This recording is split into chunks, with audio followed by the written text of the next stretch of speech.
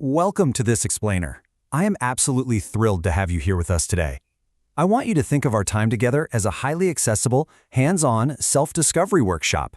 We're going to unpack the core components that make you, well, you. We'll be looking directly at how understanding your own internal traits can dramatically improve your decision-making, your work readiness, and honestly, your everyday relationships. It's all about mapping out the unseen parts of ourselves. So, let me ask you something right off the bat. When you look in a mirror, what do you usually see? Take a second and really think about that. I mean, most of us just see our physical appearance, right? We check if our hair looks okay, or maybe we notice we look a little tired. But a mirror only shows the outside. It completely misses the rich, complex, and incredibly powerful internal self that actually dictates how we move through the world. That brings us to a really important question, and I want to challenge you to look inward today. Ask yourself, who am I beyond what people see on the outside? And listen, this isn't just some abstract philosophical question.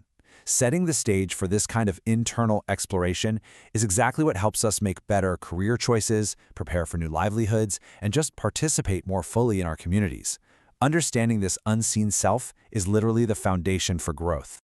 Okay, let's dive right into this. Our roadmap for today is simple. Number 1, looking beyond the mirror. Number 2, defining your core values. 3, the power of beliefs. 4, identifying skills and qualities. And finally, number 5, building your personal shield. Section 1. Defining your core values.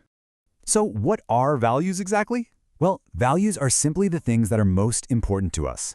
Think of them as your internal compass. Every single time you make a choice, whether it's how you spend your hard-earned money, how you treat a neighbor, or what kind of job you decide to apply for, your values are quietly guiding those actions and decisions right there behind the scenes.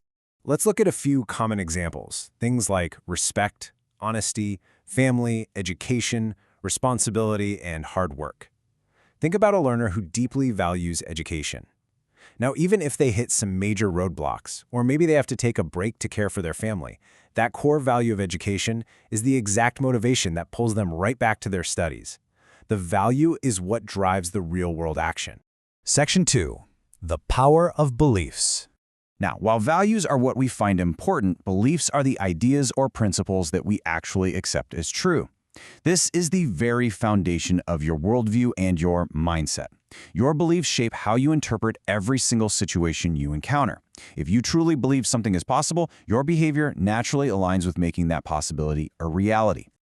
So the crucial point here is that when you accept an idea as true, it motivates real-world positive action. For instance, let's say your core belief is, education can help me improve my future. If you believe that, you aren't just crossing your fingers and wishing for a better life. You're actively wiring your mindset to seek out learning, to push through barriers, and to put in the hard work required to succeed. Section 3. Identifying skills and qualities. Now, this is an area where a lot of people from high school students all the way to experienced folks switching careers often get a little bit confused. And this brilliantly illustrates the difference. On one side, we have skills, which are things a person can do. These are your practical abilities. On the other side, we have qualities, which are traits a person has. It's the difference between an external capability you perform and an internal characteristic you inherently possess. Let's tackle skills first. Skills are abilities you learn or develop through experience, practice, training, or study. You aren't born with these, right? You literally have to get your hands dirty, study the material, and train your mind or body to execute the task. They require active, deliberate, consistent development over time. To put that into everyday terms, we're talking about things like cooking, farming, repairing stuff around the house, budgeting your daily expenses, or even just effectively using a smartphone. These are incredibly valuable skills for work readiness. Sometimes we take our daily habits for granted, but being able to budget or communicate digitally are massive assets when you're looking for a job or starting up a small business. All right, let's flip over to qualities. Qualities are personal traits that describe what kind of person someone is. So, if skills dictate what you can do, your qualities dictate how you behave while you're doing it. They describe your core character. We're talking about qualities like being patient, respectful, hardworking, honest, or helpful. And these are absolutely essential. Think about it. You could have world-class skills in repairing electronics, But if you don't possess the quality of being honest or respectful, you're going to have a really hard time building solid relationships with your customers or your coworkers. So, how do we synthesize all of this? We use a super practical tool called the personal inventory. This is where we start mapping out your unseen self, side by side, so you can see exactly what it is you bring to the table. When we put all these pieces together, it creates a complete 360-degree picture of an individual. Let's look at this hypothetical learner's completed inventory. Under values, they've put down respect. For beliefs, they wrote education improves my future. Over in skills, they listed cooking. And for qualities, they put patient.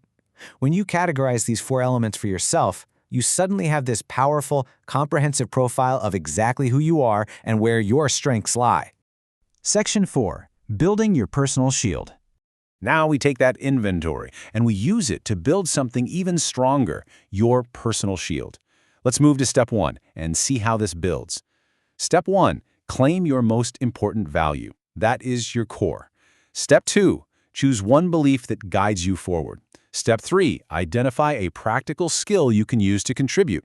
And step 4. Name a quality you are genuinely proud of. By locking these 4 quadrants together, you are empowering yourself with a deep, unbreakable sense of self-awareness. And this isn't just an exercise. It connects directly to your real world. Your personal shield prepares you for your goals in life, work, or livelihood. When you truly know your values, your beliefs, your skills, and your qualities, you build an incredible amount of confidence. You can walk into a job interview, a community meeting, or even a tough family discussion, knowing exactly who you are, what you stand for, and what you can do. I want to wrap up this explainer by leaving you with one final thought to chew on. Of all the traits we talked about today, which personal attribute do you want to improve, and why? Because self-discovery isn't just about knowing where you are right now. It's about charting the course for your continuous growth. So take that question with you today, keep building and reflecting on your personal shield, and never, ever stop learning about yourself. Thanks so much for joining me on this explainer, and I'll catch you next time.